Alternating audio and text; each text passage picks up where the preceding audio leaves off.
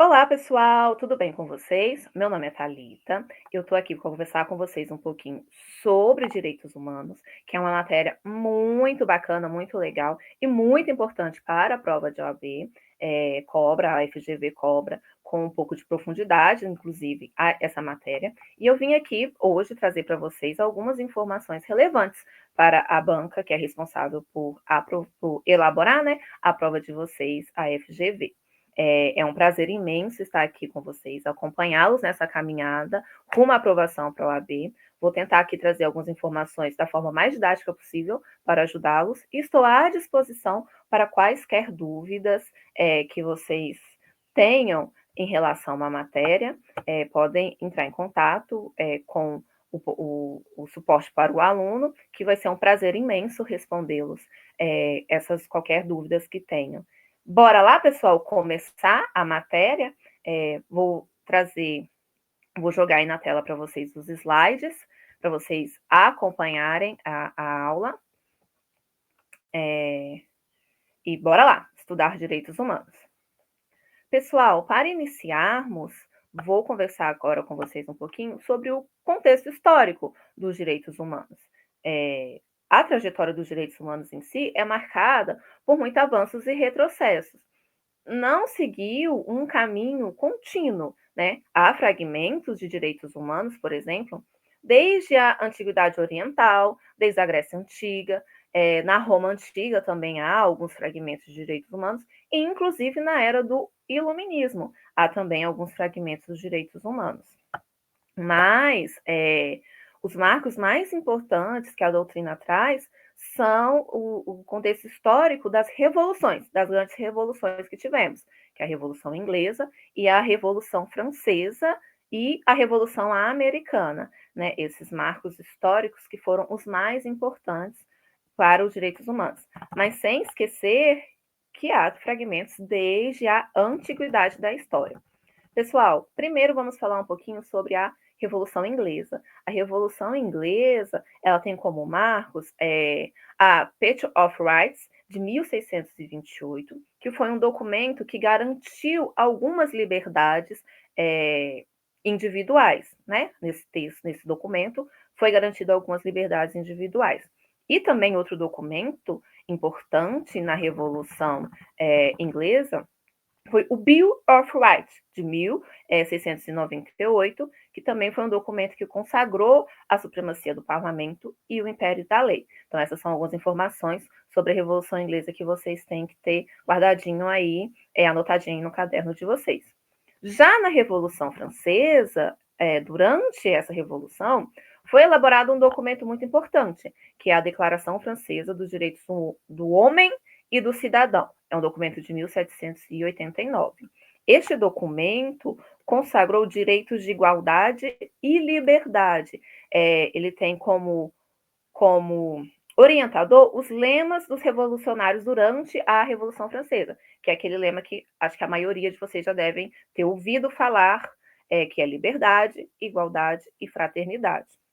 Pessoal, e uma curiosidade sobre esse documento é que, se vocês prestarem atenção, ela se chama Declaração Francesa dos Direitos do Homem e do Cidadão, no gênero masculino. Então, há aí uma certa discriminação de gênero.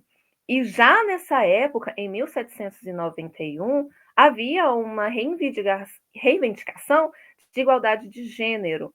Foi proposto um projeto de declaração dos direitos da mulher e da cidadã de 1798, que foi proposto pela Olympe de Gouges, já reivindicando a igualdade de gênero, né? Já nessa época já havia aí uma ideias sobre o feminismo. Para avançarmos, é importante também falar um pouquinho sobre a Revolução Americana, que foi responsável pelo processo foi uma revolução responsável pelo processo de independência das colônias britânicas na América do Norte e contribuiu para o desenvolvimento dos direitos humanos. Por quê? Porque foi proclamado direitos inalienáveis como direito à vida, direito à liberdade e direito à busca à felicidade. Por outro lado, tá, pessoal? Só recapitulando. Então, esses documentos foram importantes. Revolução Inglesa, esses marcos históricos, né, foram importantes para o início dos direitos humanos. Então, Revolução Inglesa, Revolução Francesa e Revolução Americana, que trouxe alguns direitos, consagraram alguns direitos considerados marcos dos direitos humanos, beleza? Por outro lado, quando falamos uma ideia global, quando falamos na internacionalização dos direitos humanos, porque olha só, essas revoluções foram para cada território, o território inglês, o território francês e o território americano. Já quando falamos na ideia global de internacionalização dos direitos humanos, ou seja, a título global, envolvendo todos os países, não só o nacional, como ocorreu com as revoluções, temos precedentes históricos que mais influenciaram a internacionalização dos direitos humanos, que está aí para vocês nos slides, que foi o direito internacional humanitário, a Liga das Nações e a Organização Internacional do Trabalho. Pessoal, o direito humanitário, ele trata sobre direitos humanos no contexto de guerra. Tem como documentos principais a Convenção de Genebra e de Haia. Tais documentos buscam proteger combatentes e não combatentes, ou seja, os soldados das guerras e os civis. Tenta proteger, inclusive, os civis durante a ocorrência de uma guerra, ok? Então, direito humanitário ligado ao contexto de guerra, direitos humanos no contexto de guerra. Anotem aí no caderninho de vocês, né? Direito internacional humanitário, uma setinha, direitos humanos no contexto de guerra, beleza? Já a Liga das Nações, né, Liga das Nações Unidas, ela foi uma organização criada após a Primeira Guerra Mundial. Ela foi criada pelo Tratado de Versalhes em 1919 e teve uma estrutura semelhante com o que temos hoje com a ONU, sendo que ela foi inclusive substituída pela Organização das Nações Unidas em 1945. Vamos ver já já. Contudo, por que, pessoal, que ela foi substituída? Porque a Liga das Nações falhou. Ela não conseguiu evitar a Segunda Guerra Mundial, porque foi uma liga, essa liga ela foi criada após a Primeira Guerra Mundial. Só que ela falhou e não conseguiu evitar a Segunda Guerra Mundial. Então ela foi extinta e posteriormente, vamos ver mais à frente, que ela foi substituída pela ONU, que está vigente até os dias atuais. E, por fim, pessoal, a OIT, que é a Organização Internacional dos Trabalhos, que creio que vocês também já devem ter ouvido falar, né, principalmente na matéria de direitos humanos. Ela é uma organização muito importante na questão do direito do trabalho. Ela foi criada pela Liga das Nações, na época, e era parte do Tratado de Versalhes. Seu objetivo principal é estabelecer parâmetros mínimos para a proteção do trabalhador. A OIT, pessoal, ao contrário da Liga das Nações, ela é vigente até os dias atuais. Ela foi incorporada à ONU, sendo uma agência multilateral. Hoje em dia, ela trabalha, inclusive, com outros direitos, além dos direitos do trabalho. Há, inclusive, uma convenção sobre direitos indígenas, que o Brasil, inclusive, faz parte. Então, assim, um pouquinho diferente da questão do direito do trabalho, mas é uma organização muito importante e que vocês devem estudar um pouquinho, conhecer essa organização para além do direito do trabalho, ok? Vou passar aqui os slides. Só, assim, tô aprendendo a mexer aqui para gravar. É um pouquinho difícil, mas vamos devagar, caminhando, vai dar certo. Bora lá. Tá, prof. Entendi. Os direitos humanos no contexto histórico não foi criado de forma linear, né? Ele é um direito, inclusive, nos dias atuais, a gente vê avanços e retrocessos nas questões dos direitos humanos. Mas o que é esse tal de direitos humanos, prof? O que é isso? Pessoal, direitos humanos consiste em um conjunto de direitos considerados, olha só, tá aí no slide para vocês, direitos consideráveis, indispensáveis para uma vida humana pautada na liberdade, igualdade e dignidade. Beleza? De novo, tá aí escrito para vocês nos slides. Direitos humanos consistem em um conjunto de direitos considerados indispensáveis para uma vida humana pautada na liberdade, igualdade e dignidade. Pessoal, os direitos humanos são direitos essenciais e indispensáveis à vida digna. Aliás, esse é um conceito que eu tirei, inclusive, vou até falar com vocês, do livro do professor André de Carvalho Ramos, que é um livro muito bom sobre direitos humanos, chama Curso de Direitos Humanos. do professor André de Carvalho Ramos. Indico para quem quiser aprofundar na matéria e tiver tempo para ler alguma doutrina, é um livro muito bom, tá? Aliás, é desse livro que eu tiro a maioria das informações que eu vou passar para vocês durante esse curso de Direitos Humanos, ok? Portanto, pessoal, os direitos humanos são aqueles que todas as pessoas têm, só por existir, porque garante para cada um a dignidade, né? Normalmente, eles aparecem em tratados, convenções e declarações internacionais, justamente para que fiquem protegidos e respeitados. São previstos, então, em textos normativos de âmbito internacional. Então, assim, no fim das contas, não dá para esquecer o principal. E é isso que vocês têm que ter em mente, inclusive, para responder as provas, para responder as questões de direitos humanos da FGV. A gente vai ver algumas questões que esse pensamento é muito importante. Então, vocês têm que ficar na mente de vocês, não podem esquecer. Os direitos humanos existem para proteger a dignidade da pessoa e garantir aquilo que é mais básico e essencial para cada uma. Beleza, pessoal? Então, direitos humanos existem para proteger a dignidade da pessoa. Uai, prof, eu já ouvi isso lá em direito constitucional, quando o professor de constitucional me ensinou sobre direitos fundamentais. Qual que é a diferença, então, prof, entre direitos fundamentais e direitos humanos? Já que aprendi em constitucional que os direitos fundamentais também são para proteger a pessoa humana. Legal, pessoal, boa pergunta. Os direitos fundamentais são aqueles que estão garantidos na Constituição de um país. Ou seja, cada estado escolhe e coloca na sua própria lei quais são esses direitos. Já os direitos humanos, eles são pensados no nível, lembra, global, mas global. Eles vêm em tratados e normas internacionais que vários países assinam justamente para proteger a dignidade das pessoas em qualquer lugar do mundo. Então, sim, quer dizer, então, que eu estou dizendo para vocês que a diferença de que um está previsto na Constituição e o outro está previsto em um tratado internacional de direitos humanos? Exatamente, pessoal. Os direitos fundamentais e os direitos humanos se assemelham muito, porque ambos, olha só, visam garantir a dignidade da pessoa humana. E a diferença é isso, a diferença é o locus de positivação da norma. A distinção é que os direitos fundamentais estão na Constituição de um Estado, de cada Estado, então ele está ali previsto para garantir a proteção da pessoa naquele território daquele Estado, enquanto os direitos humanos têm um palco, uma origem global. Ele é previsto globalmente. No Brasil, há uma convergência, já que vários direitos humanos, eles também estão positivados na Constituição. Se vocês pegarem, por exemplo, a Convenção Americana de Direitos Humanos e comparar com a Constituição, vocês vão ver lá que tem muitos direitos, por exemplo, direito à vida, o direito à vedação à pena de morte, por exemplo, são direitos humanos, direitos fundamentais de direitos humanos que são bem parecidos, praticamente são os direitos humanos que foram incorporados na Constituição Federal. Beleza, pessoal? Bom, conversando sobre a origem histórica, né, e o que é os direitos humanos, eu vou trazer para vocês agora uma teoria sobre a classificação dos direitos humanos.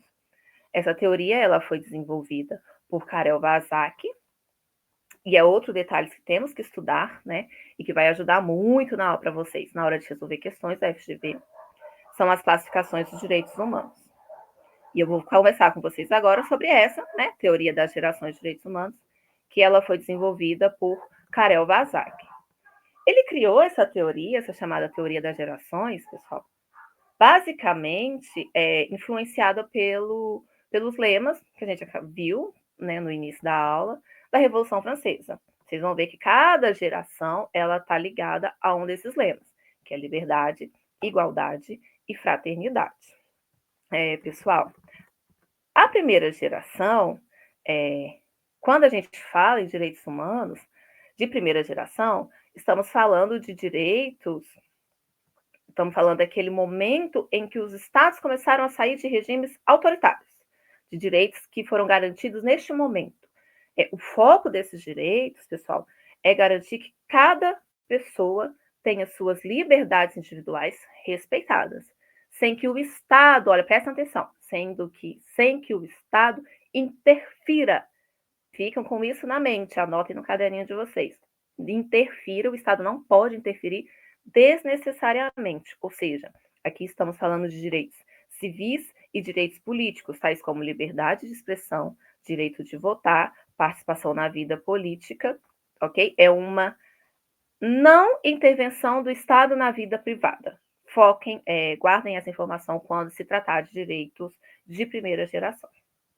Já o direito de segunda geração, pessoal, ele surge com a Revolução Industrial, a Revolução Industrial na Europa, e destaca a importância dos direitos sociais, econômicos e culturais, diferentes dos direitos de primeira geração, que apenas protegem a liberdade. Esses direitos, eles exigem que do Estado ações concretas para garantir igualdade e condições de vidas reais. Karel Bazak também trouxe a classificação dos direitos humanos de terceira geração, que são os direitos transindividuais, ou seja, vão além dos interesses de cada pessoa, tá, pessoal? Focando na proteção da humanidade, na humanidade como um todo, com forte caráter humanista e universal. Segundo Bazak, o direito de terceira geração inclui direitos como direito ao meio ambiente, direito ao desenvolvimento, direito à comunicação. São direitos transindividuais que ultrapassam dos direitos de um indivíduo, tá? Pessoal, a classificação de Bazak, ela termina aqui, né, na terceira geração. A doutrina que foi um pouco além, trazendo outras classificações, outras gerações, na verdade, né, de direitos humanos. Assim, temos, por exemplo, a quarta, a quinta e a sexta gerações de direitos humanos. A quarta decorre da globalização dos direitos fundamentais, o que significa universal. Engloba o direito à democracia, o direito à informação, ao pluralismo, entre outros. Guardem no caderninho de vocês, anotem aí. Quarta geração, direito da globalização, a globalização dos direitos fundamentais. Já a quinta geração, ela envolve o direito à paz universal, né? É uma classificação aí que a doutrina traz. E a sexta, sim, passando bem a passão só para vocês terem anotado aí no caderninho, ela não é muito cobrada em provas, só para vocês terem ciência mesmo que há outras gerações, mas é a classificação de Karel Bazak que é mais cobrada. A sexta, já a sexta, pessoal, ela trata sobre o direito, a doutrina, né, traz ela como direitos à água potável. Ok, há uma discussão muito na doutrina sobre esse termo, gerações. Alguns doutrinadores entendem que teria que ser o termo dimensões. A título só de informação, tá, pessoal? A crítica ao termo de gerações pois a doutrina critica o termo gerações porque transmite de forma errônea o caráter de substituição de uma geração por outra, o que traz uma ideia dos direitos humanos de forma fragmentada, o que ofende a característica da indivisibilidade dos direitos humanos, que os direitos humanos têm várias características e uma delas é a indivisibilidade, e essa ideia de gerações, ela ofende essa característica. Um outro ponto também que a doutrina traz, que é importante mencionar, que, em verdade, essa divisão de primeira, segunda e terceira geração é uma divisão meramente didática, porque os direitos humanos têm característica a indivisibilidade, ou seja, não pode ser dividido. Não compõe um conjunto de direitos. Os direitos não foram, primeiro, garantidos os direitos individuais, depois garantidos os direitos sociais. Se voltar no contexto histórico, houve garantia de direitos sociais primeiro do que garantias de direitos individuais. Essa classificação em geração apenas destaca a valorização de determinados direitos em momentos históricos distintos, ok? Olha só, vou trazer para vocês uma questão que foi cobrada na FGV, para vocês verem como que é a importância do tema, ok? Vamos praticar. Olha só como a FGV já cobrou o tema. Com relação aos chamados direitos econômicos, sociais e culturais, é correto afirmar que, aqui, é o que eu tenho que lembrar aqui, nessa questão, ficar atenta. Direito de segunda geração exigem prestações positivas por parte do Estado, ok? Então, direitos econômicos, sociais e culturais direitos de segunda geração. Então, o que eu preciso? O que esses direitos exigem? Prestações positivas por parte dos Estados. Guardem isso na mente de vocês, anotem no caderninho de vocês. Vamos às alternativas. Alternativa A. São direitos humanos de segunda geração? São os direitos humanos de segunda geração? São. Beleza. O que significa que não são juridicamente elegíveis. Opa, já corta a questão, não vou nem terminar de ler a alternativa, porque lembre, existem prestações positivas por parte do Estado. Alternativa B. São previstos no âmbito do sistema interamericano, no texto original da Convenção Americana sobre Direitos Humanos, Parque São José da Costa Rica. Pessoal, no âmbito do sistema interamericano, os direitos econômicos, sociais e culturais estão previstos em um protocolo facultativo. Não tem um rol exaustivo de direitos de segunda geração na convenção, na CAD, né? No Parque São José da Costa Rica. Eles foram previstos no protocolo facultativo, que é o protocolo de São Salvador. Então, a alternativa está errada. Alternativa C. Formam, juntamente com os direitos civis e políticos, um conjunto indivisível de direitos fundamentais, entre os quais não há qualquer relação de hierarquia. Resposta correta, né? Olha só, nessa questão, a FGV cobrou exatamente as críticas sobre a teoria das gerações, destacando que os direitos humanos são indivisíveis. Então, só separou em gerações ou dimensões, né? Primeira, segunda e terceira, para fins didáticos e para destacar a sua importância em determinado contexto histórico. A D, só para a gente ver por que ela está errada, incluem o direito à participação no processo eleitoral. Inclui o direito à participação no processo eleitoral, a educação, a alimentação e a previdência privada. Pessoal, a educação, a alimentação e a previdência privada são, sim, direitos sociais, econômicos. Eles fazem parte do rol dos direitos sociais, econômicos e culturais. Contudo, a participação no processo eleitoral são direitos civis e políticos. Então, são direitos de primeira geração, ok? Pessoal, vamos finalizar esse bloco e no próximo bloco vamos estudar um pouquinho sobre os direitos humanos na Constituição Federal. Aguardo vocês lá. Até mais. Retornamos nossos estudos no próximo bloco.